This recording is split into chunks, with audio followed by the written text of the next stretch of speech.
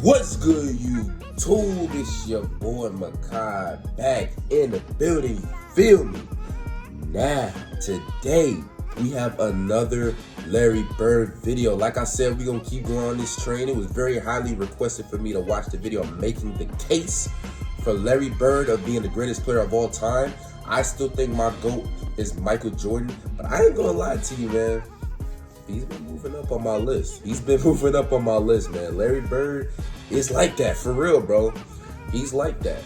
But before I get to the video, man, I like to give an appreciation to everybody who's been subscribing, everybody who's been watching my videos.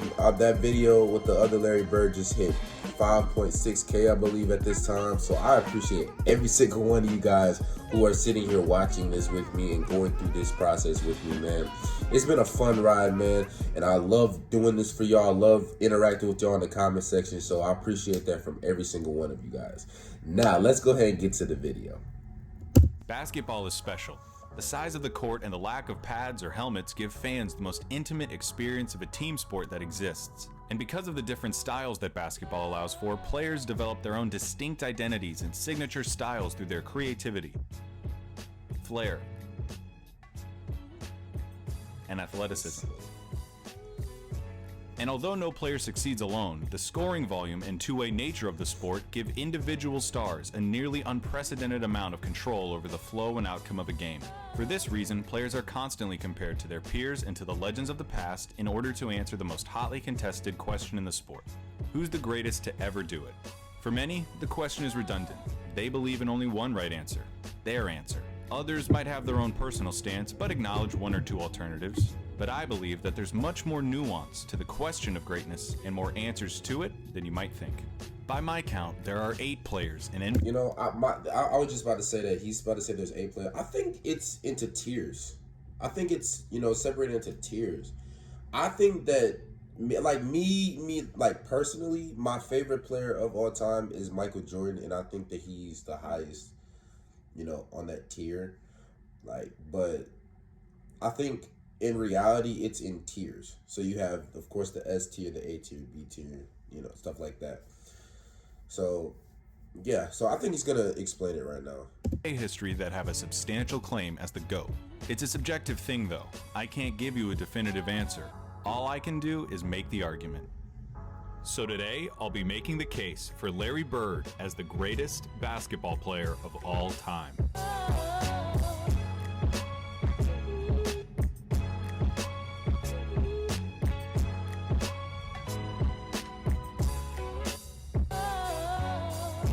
When it comes to basketball, Larry Bird is the smartest, clutchest player to ever play the game. Now, if you don't think that Larry Bird is the greatest basketball player of all time, you probably hate that I just said that. Those are the kind of talking head sport cliches that surely impact the game but are impossible to empirically measure. Normally, I'd agree with you, but I think that when you talk about Larry Bird, you see those intangibles become real, palpable results. I wouldn't have said it if I didn't believe it. When Larry Bird was drafted by the Boston Celtics in 1978, the NBA needed saving. Attendance was in the toilet, the league had few marketable stars, cocaine addiction had several players in its grasp, and most damning of all, playoff games were being tape delayed. Playoff games at the highest level of basketball were being put in the back seat for black and white movies and network reruns. But rather than join the Celtics after being taken 3rd overall, Larry Bird decided to return for his final year at Indiana State, a decision that would prove to be one of the most important in the history of the sport. Bird's final year saw the Sycamores tear through college basketball, going 30... Wait, time out. I just want to say something right quick. So when we talk about the greatest basketball player of all time, we're including college and high school now? I'm just asking. It's not like some... For argument, are we including college and we're including high school? Because a lot of you guys in the comment section was, talking about looking at Larry Bird's high school and college career. But I thought we were just talking about NBA. So if we're talking about college, most people will say that Kareem has the greatest college career, right? He has the greatest college career, right? As far as basketball is concerned, right? 3-0 before the national championship game. Bird, already claimed by the NBA's most historic and prestigious franchise, had established himself as the generational talent who would inherit the mantle of pro basketball.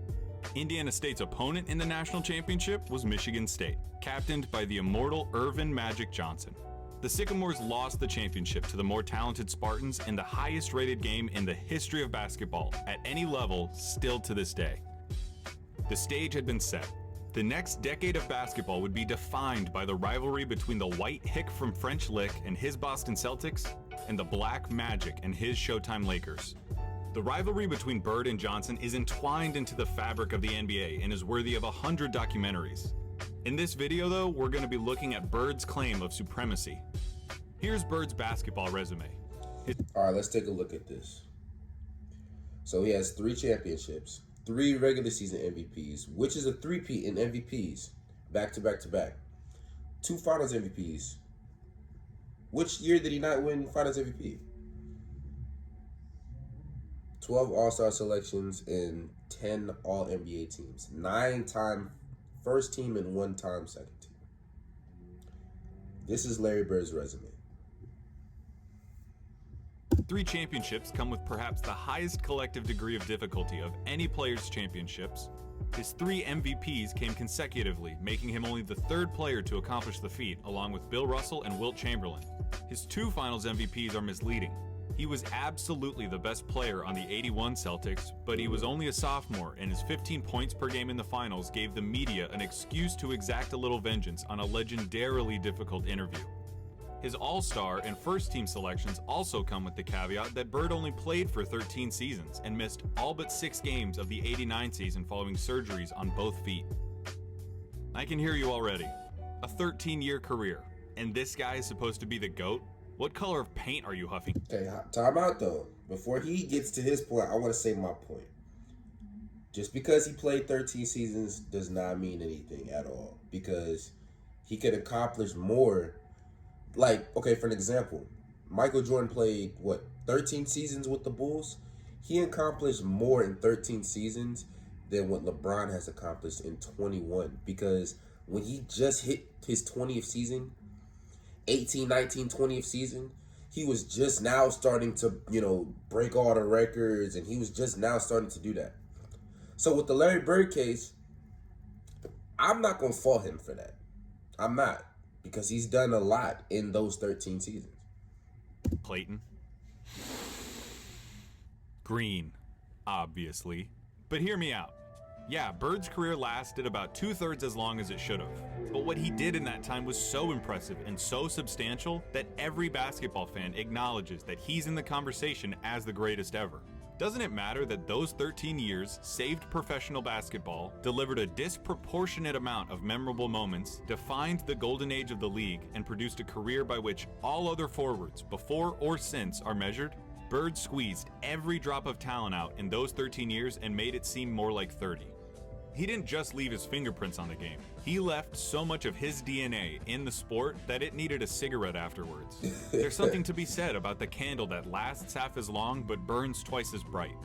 Those 3 MVP years stack up with any other run by any other player. I will put an A+ Larry Bird season up against anyone's. What does an A+ Larry Bird season look like? A full box score, a blowout win, a nearly undefeated record at home, and a play style that could only be described one way: white. Larry Bird isn't just a white basketball player, he's the white basketball player. To describe Larry Bird's game is to thumb through the Hoops dictionary and pick out every cliche about white players. Unathletic, great shooter, good fundamentals, the whole thing. The archetype of a white basketball player is Larry Bird, with one exception. He had an unparalleled understanding of the game of basketball, both as a physical contest and as a mental competition. His basketball IQ infected everything he did and catapulted his career into legend. Bird was a complete player. Jerry West called him nearly as perfect as you can get. He was the... Honestly, to be honest, I do agree with that. And a lot of people in the comments was coming to me talking about, I was bashing him for his unathleticism. That's okay. You don't have to be athletic to become effective in the game of basketball. You got guys like Dirk Nowitzki. You got guys like Tim Duncan. You got guys like Luka. You got all these different type of guys who are not as athletic as a Michael Jordan, a LeBron James, a Kobe. And they're still effective. they're still effective to the game of basketball. You can use your unathleticism to your advantage. League's first great marksman, he could contort his body to shoot from anywhere on the court, regardless of the level of defense. He pioneered the art of the dagger 3 and was the founding member of the 50-40-90 club. At 6'9", Bird's understanding of angles and coordination led to a higher rebounding average than Patrick Ewing, and it made him an impressively adept finisher in his younger years. In '86, Bird dropped 47 points on the Blazers, playing the majority of the game left-handed. His lack of quick lateral movement meant that Bird didn't do much when it came to slapping the floor and picking up the opposing point guard, but his size and omniscience gave him the ability to body similarly sized players, read defenses like a free safety, and pick off passing lanes with ease.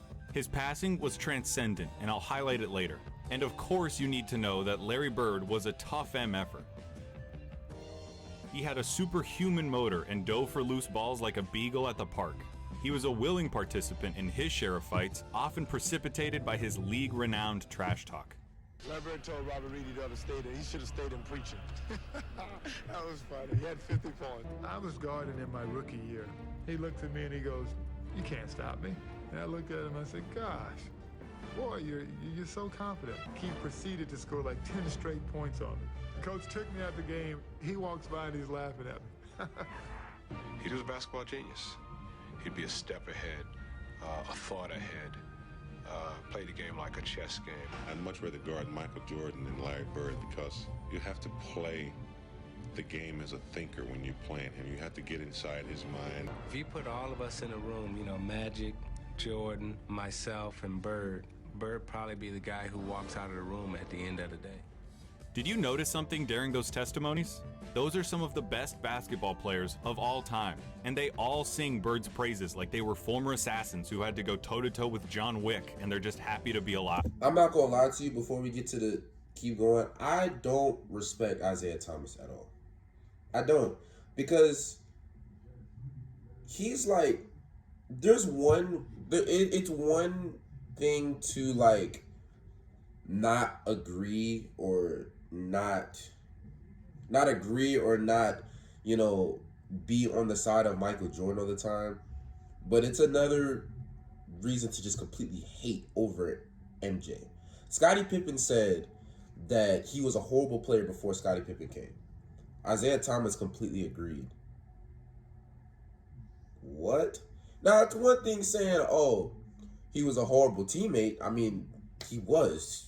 He was an a-hole. But a horrible player? Okay. Bird excelled during one of the most talent-rich periods in league history. The abridged list of his basketball rivals goes like this: Dr. J and Moses Malone on the Philadelphia 76ers, Sidney Moncrief on the Milwaukee Bucks, Isaiah Thomas, Bill Laimbeer and the Bad Boy Pistons, Dominique Wilkins on the Atlanta Hawks, Bernard King on the New York Knicks, Michael Jordan on the Chicago Bulls, Hakeem Olajuwon and Ralph Sampson on the Houston Rockets, and of course, Magic Johnson, James Worthy, and Kareem Abdul-Jabbar on the Los Angeles Lakers. Alright, there's no point avoiding it any longer. We have to look at Magic versus Larry. If you have Magic over Larry, it's because he has 5 rings to Larry's 3, had a peak that lasted... He's one more. That's kind of why I have him over Bird. Like I said, he's one more. He's accomplished more than Larry Bird. Now, Larry Bird, he's a better player. Did about 2 or 3 years longer than Larry's, and had a 2-1 record against Bird's Celtics in the finals. Perfectly legitimate, completely respectable arguments. But in the interest of making Bird's case, allow me to retort. For nearly the entire decade of the 1980s, the Eastern Conference was irrefutably the more competitive conference between the two. Considering the competition, for Bird to have made 5 finals appearances is just as impressive as Magic's 9. As for the head-to-head record responsible for Magic's 2 extra titles, he had more help. Seriously, the Celtics' Big 3 and the Lakers' Big 3 get compared all the time historically as if they were of equal caliber, but weren't Magic's accomplices just a step above Bird's? No disrespect at all to Kevin McHale and Robert Parrish, but Kareem was the alpha dog on the 71 Bucks and was the best player for at least 2 of the Lakers' 5 titles. James Worthy was the #1 pick out of UNC after winning a championship as the best player on a team that had Michael Jordan on it.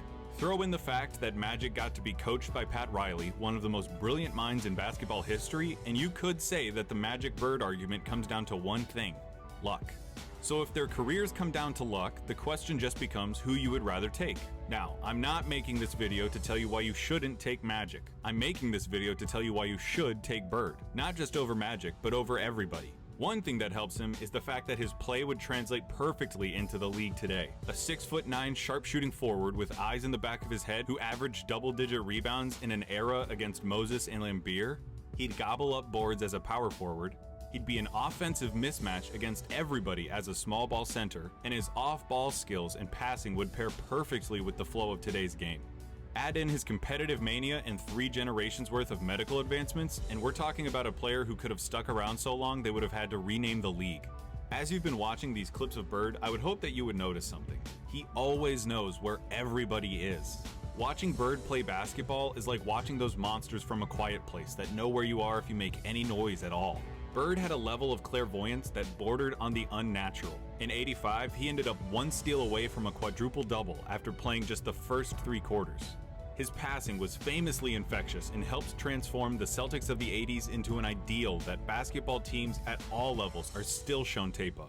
They moved the ball with precision and intent, always looking for better shots and determined to get the entire team involved in the effort. That fact is almost entirely attributable to Bird and his wizardry with the ball. This acumen also helped Bird become the only player with a GOAT claim to transition successfully into other basketball roles after his playing career. In his 3 years as the head coach of the Pacers, Bird won a Coach of the Year award, coached the Pacers to their first and only finals appearance, and gave Michael Jordan as much trouble as he'd ever gotten in his career in the '98 Eastern Conference Finals. After moving into a front office role for Indiana, he won Executive of the Year in 2012, becoming the only person to have an MVP, Coach of the Year, and Executive of the Year award. On the court or off of it, inside and out, Larry Bird sees basketball as only he can.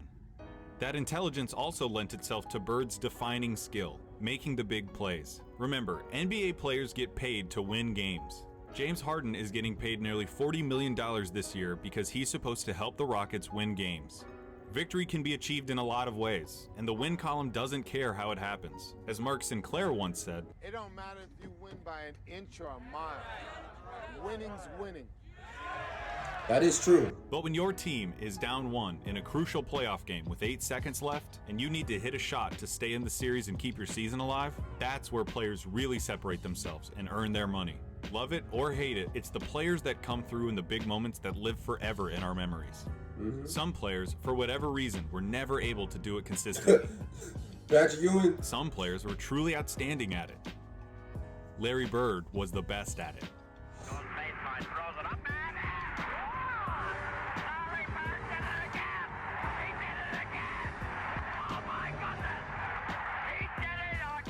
I'm not going to give you the stats about his field goal shooting under 2 minutes with a score that's this close, or tell you who has the most buzzer beaters, or any of that. Take that for data.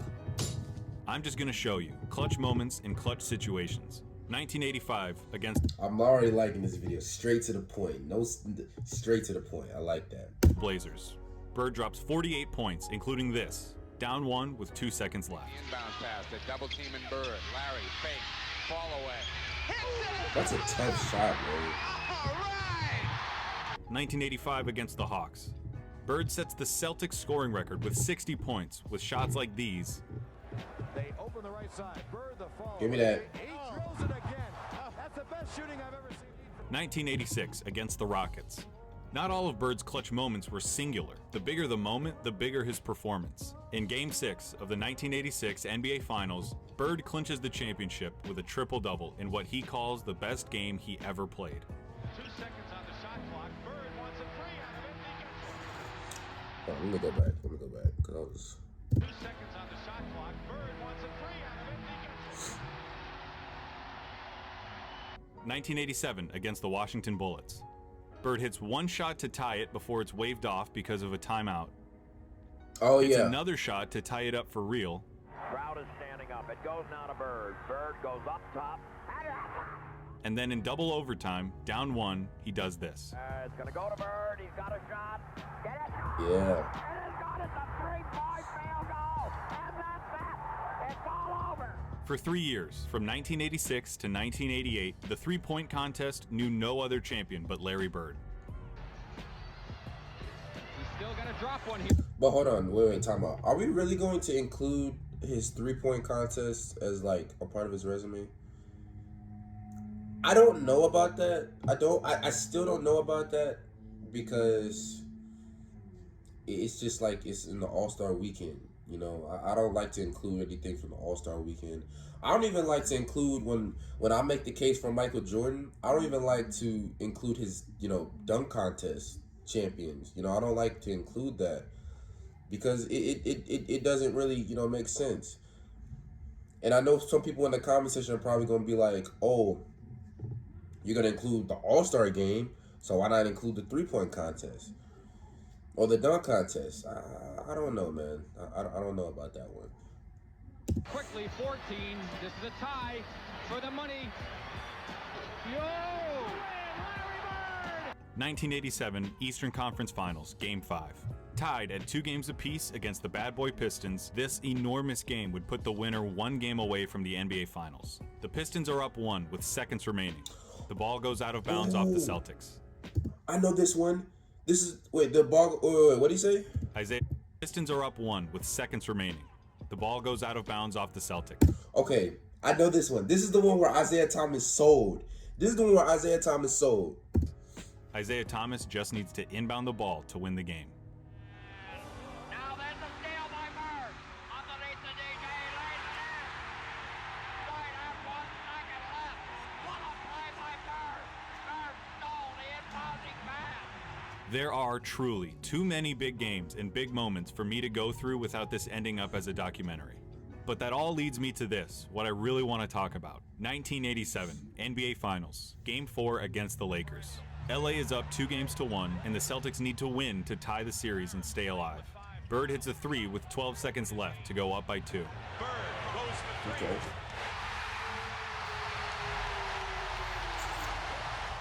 Kareem comes down and gets fouled with 8 seconds left. He makes the first, but misses the second. LA ends up with the ball with 7 seconds left, down 1 point. In the low post, being guarded by Dennis Johnson. Byron Scott is in the ball game now. Magic hits this, the baby skyhook. Hey. Scores with 2. 2 seconds left, down 1. Dennis Johnson on the You got to double team him. Oh, that is terrible defense. What do you think happens? What in? Did it? I bet it wasn't that. When I paused the tape and the ball was hanging in the air, you thought it was going in. I did. Bird thought it was going in. Magic thought it was going in. I've seen this game before, and I still think it's going to go in. But it didn't. Pat Riley said it himself. We got lucky. And that, a missed shot in the NBA Finals, is why he's the clutchest. Because after he makes the big plays, has the big games, hits the big shots, time and time again, you expect him to hit every shot, to win every game. And in those fleeting... Wait a minute. Don't do that. That right there, no. I don't agree with that. Because you could say the same thing for Michael Jordan. You remember whenever, I'm thinking about whenever it was against the Indiana Pacers when Larry Bird was coaching. When Reggie Miller, he came around, he pushed him off, then he hit the 3, he said, but there was still time left on the clock. Michael Jordan, he double clutched it. Everybody thought the shot was going in, but then it spun around and went out.